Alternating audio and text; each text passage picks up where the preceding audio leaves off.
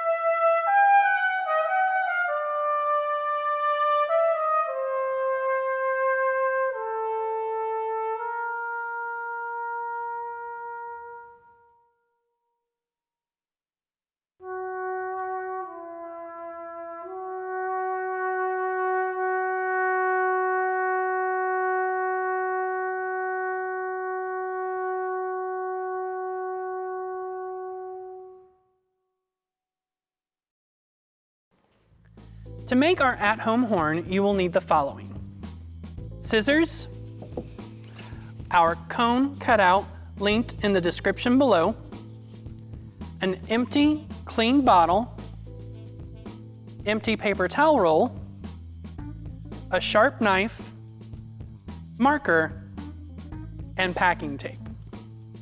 To begin with, you'll place one end of the paper towel roll over the opening of the bottle.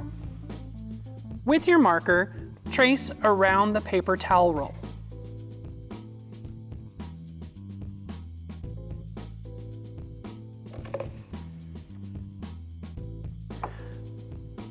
With the sharp knife, ask an adult to cut along the traces you just made. I have one prepared that is ready to now attach to one end of our paper towel roll.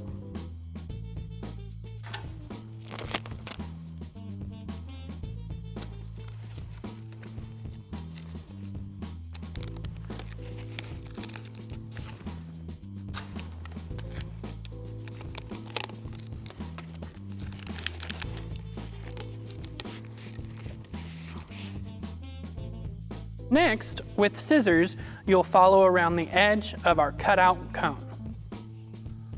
Once it's cut out, follow along the dotted lines and make your cuts.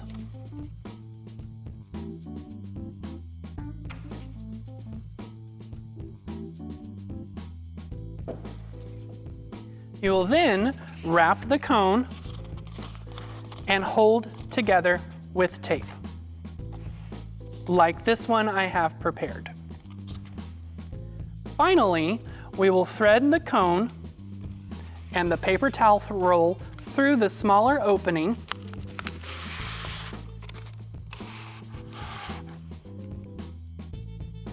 and hold the cone in place with tape.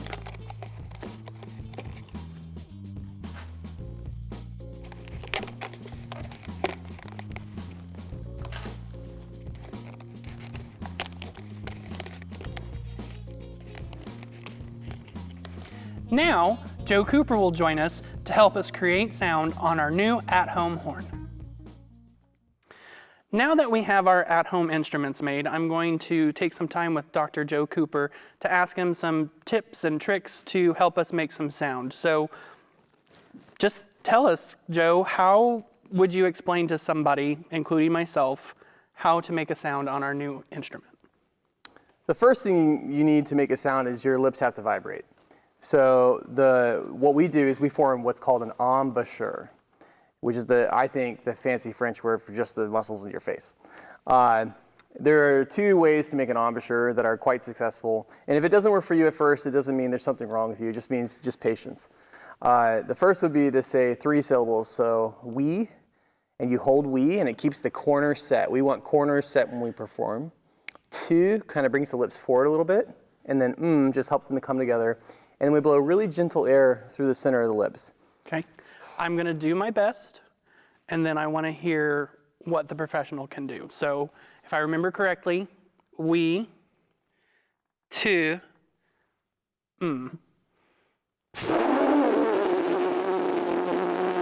That's a really good start. Okay. If you can find a way to do that with like 10% of the air.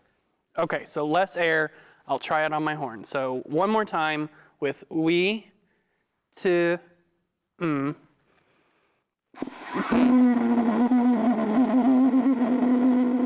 That's really great, Darren.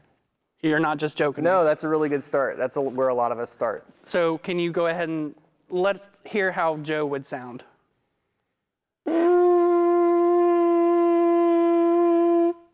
So that immediately makes me think of beginning trumpet players, or even when trumpet players are warming up, they may just warm up on their mouthpiece. So it really is all about the embouchure, isn't it? Yes, and there's a lot of ways that we warm up. Some players do a lot of mouthpiece buzzing, some don't do much at all. Sometimes we take out the tuning slide and just work on the lead pipe. So it's really, everybody's very different, it's very individualized, but when I start beginners, we always do quite a bit on the mouthpiece at first, just to get used to, like some people think it tickles or it feels funny when you do it. I definitely feel that buzz. And so with knowing how important the embouchure is, what would be some quick fixes that I or our viewers at home could apply? I think one common thing that I see is just people blowing too much air. And because you're excited to try it and it's something new. So just having the patience to kind of like take a deep breath, let your heart rate slow a little bit, and just really gentle air. Another thing you might want to try is to lick your lips before you play. If your lips are dry, they kind of stick together a little bit. But I'd say the majority of players play by first you lick and moisten your lips. And then that might help the vibration a little bit. Okay, so let's say that I feel comfortable and confident in my embouchure and the sound I'm making, and hopefully our viewers at home are practicing through this. just to add a little bit of fun and creativity at home, what would be the next learning challenge you would give them after a buzz? I think it's important to work on the buzz first, and to, once you get the tone, to make sure you can hold the tone for a long time. And holding it, try to make sure that the tone stays still, it's not wavering around, and try to hold it as long as possible. And I like to make everything into a game so it doesn't feel like it's so much work. And so I would time it and see how long you can count, how many seconds can you hold it, and then that's your high score, and then you try to beat it. So long tones, I think, is a good first step. The next step I would start to do is sirens, and you kind of work on trying to move your tongue arch. That will help to make the air faster and slower. So for instance, if you're a whistler and you notice that the aperture, which is the hole in the center of your lip, stays the same. And we move the air speed by arching our tongue from like O, ah, E to an E syllable. So O, E is changing the height of the tongue.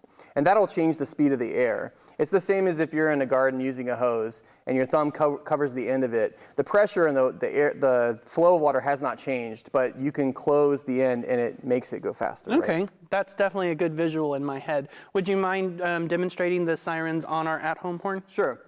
So beginner siren is going to be a very small range.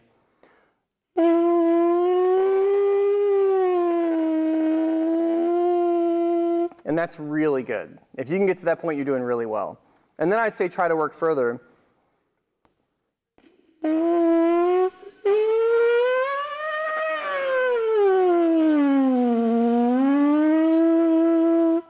And the goal would be to keep the sound consistent, so my sound kind of cut out there. With practice, I would hope to keep my sound consistent.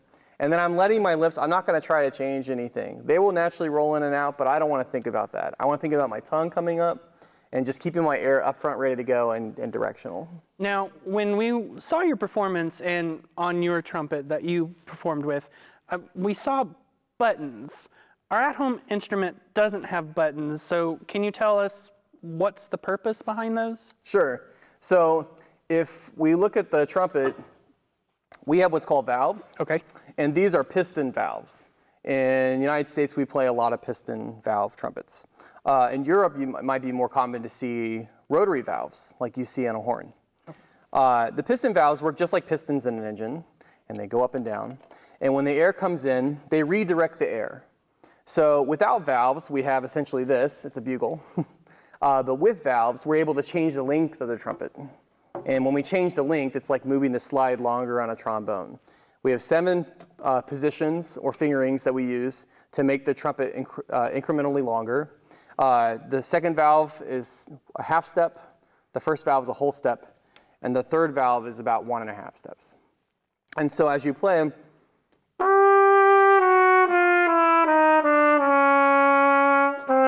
then we get back to open again. Do you feel that though we don't have valves, could someone at home still be able to kind of play a tune that would be familiar to them? Absolutely. And I would stick with an easy tune at first just to have more control. If you think about Mary Had a Little Lamb or Hot Cross Buns, that's a very small range.